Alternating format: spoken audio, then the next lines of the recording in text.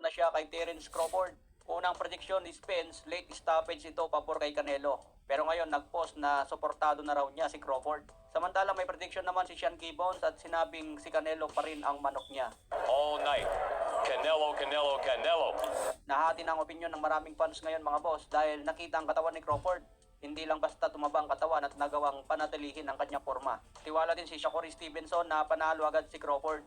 Marami daw duda ngayon kay Crawford kaya pinupo ng maraming fans. Pero alam daw ni Stevenson ang kalidad ni Crawford at siguradong mananalo na ito ngayong araw.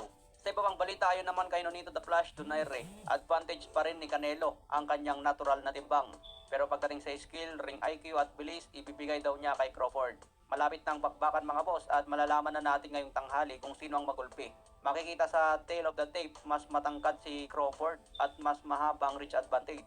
Kaya hindi natin masasabi na malaki talaga si Canelo. Ang kalamangan lang ni Canelo dito, malapad ang katawan niya at matagal na sa 168 pounds. Sa iba pang balita, Murodjon Akhmadaliev, ipaparamdam niya kay Inoue ang lakas ng kanyang kamao. Ibang Akhmadaliev daw ang makikita natin ngayong araw dahil ito ang best version niya sa buong laban. Samantala, nasabi naman ni Inoue na maging maingat pa rin sa laban na ito at kailangan ng patience. Hindi na raw maulit kay Inoue ang nangyari noon kay Cardenas at kay Luis Nery, kung saan tinamaan siya ng solid at bumagsak. Hindi na raw ito mauulit kay Inoue dahil hindi na siya magpapaya sa depensa. Iko-correct na raw ni Inoue ang pagkakamali niya sa mga nakaraang laban. Maging maingat at sigurado ang bawat atake kay Akhmadaliev. Ngayong linggo ng hapon ito matatapos mga boss, siguro papatak ito ng 6 PM.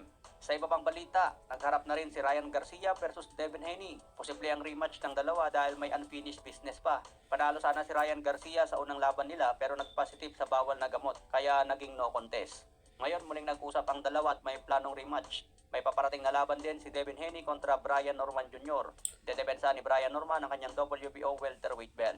Kung manalo si Devin Haney dito, maging 3 division champion na. Sabi ni Devin Haney matapos talunin si Brian Norman Jr., alam na rin natin kung sino ang isusunod niya.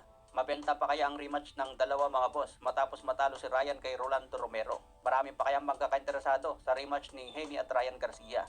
Sa iba pang balita, nagharap na rin si Andy Ruiz versus Deontay Wilder. Hindi pa kasado ang laban mga boss pero mukhang niluluto na ngayon. Magandang salpukan ito dahil malupit bumanat si Andy Ruiz. Tingin ko dyan mga boss, may kakayahan din si Andy Ruiz na in-knock out si Wilder. Huwag lang siya maunahan ng solid. Kaya baka natin ang mainit na bakbakan mga boss.